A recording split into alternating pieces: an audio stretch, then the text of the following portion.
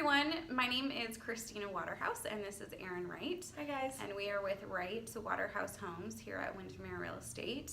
And January is actually Radon Awareness Month, and so we wanted to take a couple minutes today to talk to you about radon.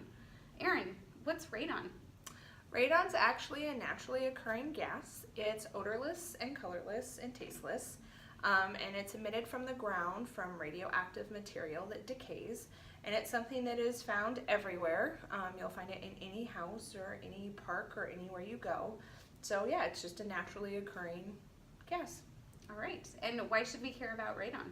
So even though it's naturally occurring, radon is the second leading cause of lung cancer after smoking. And there are certain areas that the EPA says are prone to higher levels of radon, and Clark County, Washington is one of them.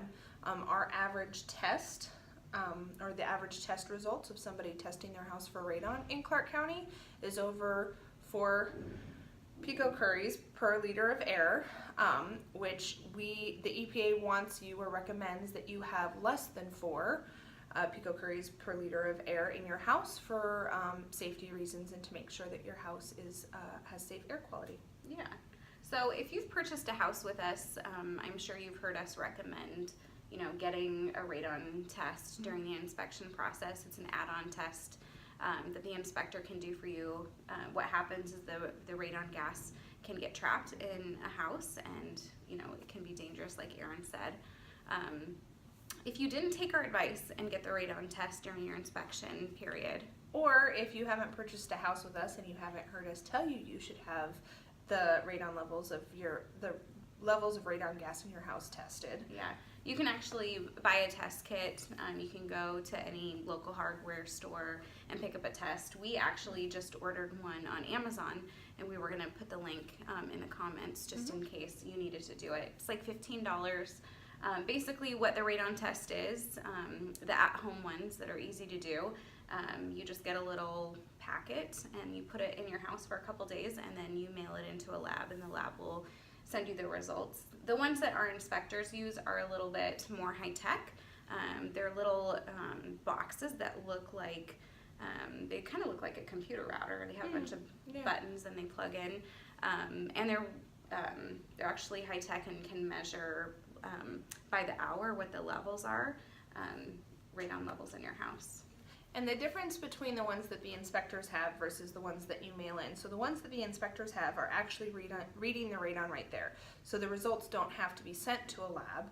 So if you were trying to figure out your radon levels so that maybe you could ask the seller for mitigation, an inspector can tell you within 2 or 3 days what your radon levels are. Whereas if you get a kit that's much less expensive, you do have to mail those results out, and it can take 2 to 4 weeks to get the results back to figure out whether or not you have safe levels of radon in your house. Yeah, and the ones that the inspectors use can give you an hour to hour, because obviously it's going to change a little bit, and the at-home mail-in ones, they just give you one level, one number, so a little bit less technical. Right. One thing to keep in mind if you are going to do your own at-home kit, which we highly recommend you do if you haven't tested your radon yet, is you want to put the kit in the lowest floor of your house. So if you have a basement, you want to put it on the ground in the basement. If you have a 2-story house, you want to put it on the ground on the 1st story, and you want to keep your doors and windows closed to the extent that you can for the amount of time it recommends you test the air. So if it's a 48-hour test, for 48 hours you can go in and out of your house, but don't leave a door open, don't leave windows open, because you're trying to seal off all the entrances and exits for air in your house to figure out what your actual rating for radon is. Yeah, you want to get a real results from what the actual levels are inside of your house. So, and one of the ways that radon is mitigated is through adding airflow. So if when you're taking the test you have airflow, you are going to get not the most accurate results. So yeah. So what would it look like then if one of the tests came back high and you did need to mitigate? Do you know what that looks like? So yes, I've actually had to do it on a couple clients' houses. You'll find that there are certain areas in Clark County that definitely have elevated radon, and so it's been mitigated or it needs to be. And so they put in a pipe or tube into the ground level, and they add airflow with pressure, and it's specifically trying to circulate air through to get some of the trapped radon out. There are lots of companies around here that do it. I've personally worked with Cascade Radon. By personally, I should say my clients have worked with Cascade Radon and I've had a good experience. There are other companies here as well.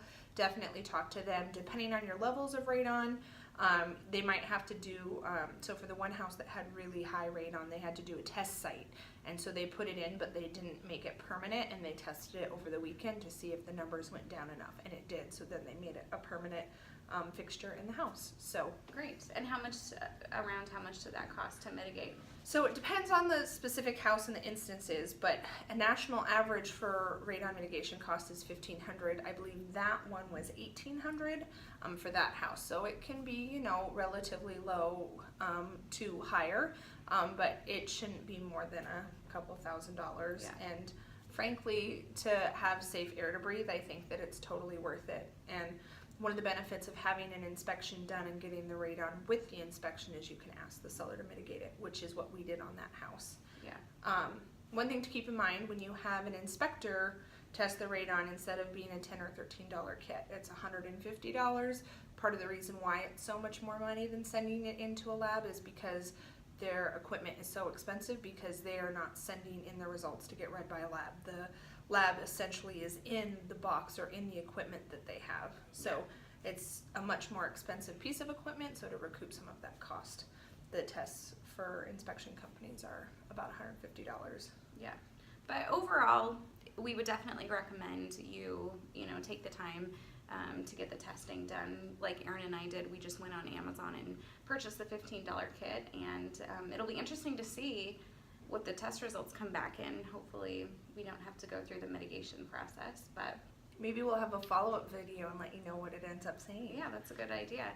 But if you have any questions about radon, please let us know. Like I said, we're gonna put that link to the kit that we purchased down below. So we would encourage you, we're not gonna get any money for it, but encourage you to buy that test to test your house to see if you have radon.